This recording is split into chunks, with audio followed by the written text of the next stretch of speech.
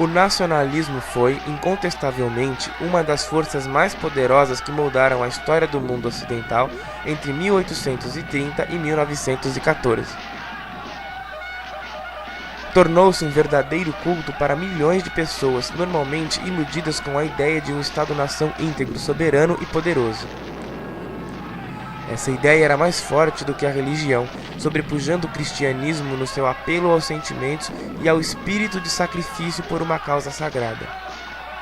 Morria-se pela honra da bandeira com a mesma alegria com que os mártires haviam dado a vida pela glória na cruz. Embora coexistindo com a democracia, a ideia de liberdade e supremacia levou, por exemplo, ao imperialismo, causa de muitas lutas entre povos e nações. Até a metade do século XIX, o movimento nacionalista foi ficando mais intenso, chegando a um culto exaltado do poder político e de uma devoção servil a doutrinas de superioridade racial e falsos conceitos de honra nacional. As correntes de pensamento que deram base ao romantismo estavam ligadas à aversão aos horrores da Revolução Francesa. E a culpa da Revolução seria o racionalismo, o materialismo e o individualismo dos iluministas. Logo, os novos pensamentos rumavam para o oposto dessa razão excessiva, indo para o extremo da glorificação da fé, da autoridade e da tradição e, consequentemente, ao sentimentalismo. Filósofos como Johann Fichte acreditavam que o Estado deveria proporcionar igualdade política e econômica aos súditos. Esse Estado deveria também ser autossuficiente. Outro pensador importante para o sentimento de nacionalismo na era romântica foi Hegel. Para Hegel, o Estado era o símbolo da civilização e avanço dos indivíduos.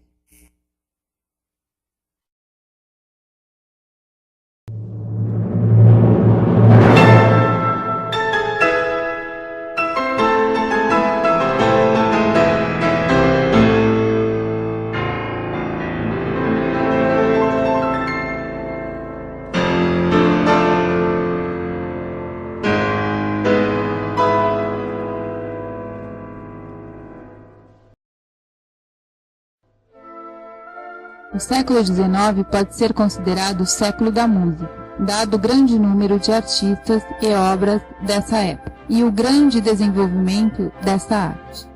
O romantismo trouxe para a música a busca por novos temas que foram encontrados nas tradições e no folclore dos diversos povos europeus. A poética romântica cuida das figuras populares, a música, e emprega melodias folclóricas, ritmos populares e mescla simples harmonias com complexas harmonias cromáticas.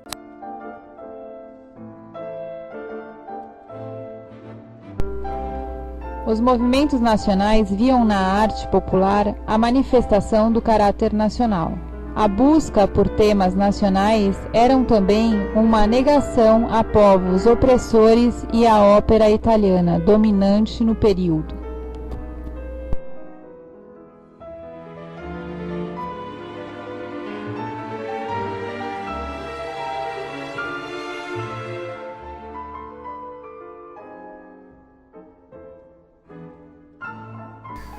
Forma-se, por exemplo, com Beethoven e Schumann, uma música alemã.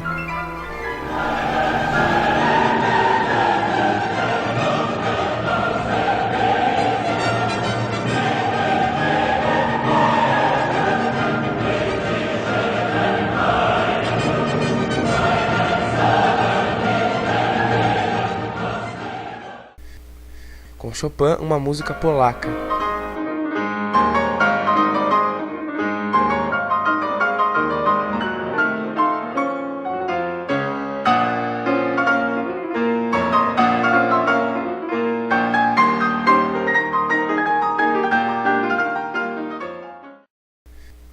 com Liszt, uma música húngara.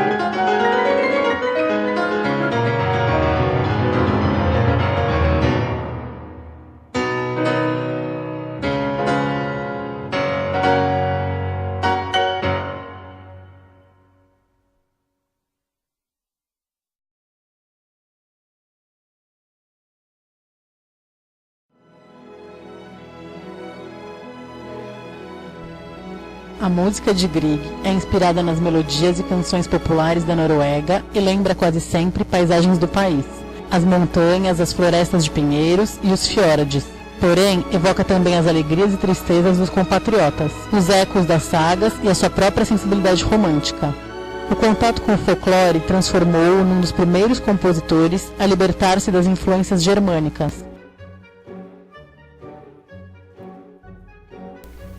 Os textos de Peer Gynt foram escritos por Henrik Ibsen e analisam o comportamento humano, mostrando uma personagem contraditória em busca de sua identidade.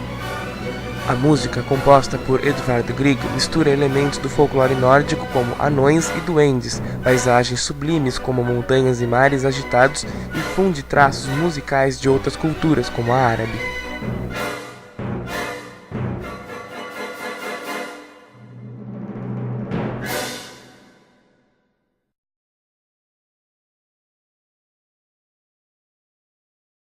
A liberdade guiando o povo simboliza a comemoração da Revolução de julho de 1830. Com a queda de Carlos X, uma mulher representando a liberdade guia o povo por cima dos corpos dos derrotados, levando a bandeira tricolor da Revolução Francesa em uma mão, um mosquete com um baionete na outra.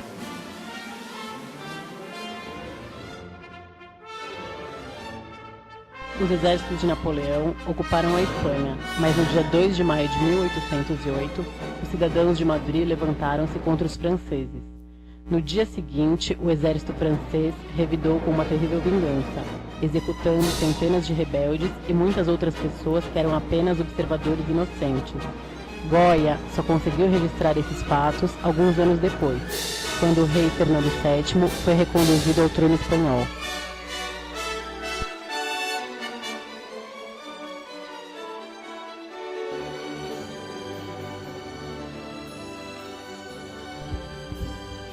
Os exércitos de Napoleão estavam às portas de Moscou e parecia que a França iria conquistar toda a Europa.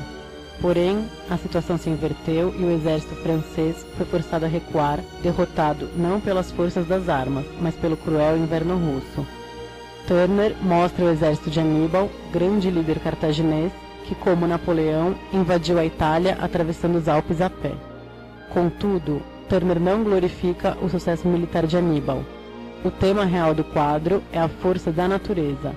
O exército de Aníbal está sendo castigado por uma terrível tempestade de neve.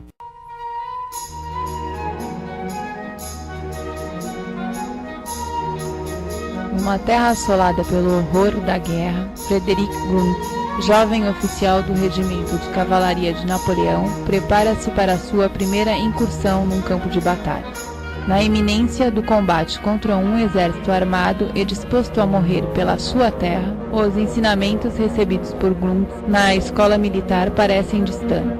Rapidamente, uma realidade carregada de terror e sangue acabaram por se impor, conduzindo o jovem russardo a uma reflexão sobre a morte e o sentido da vida.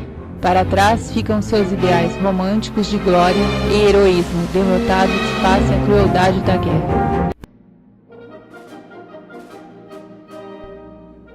A jangada da Medusa representa em escala heróica o momento em que sobreviventes de um navio naufragado veem as velas da nave que irá salvá-los.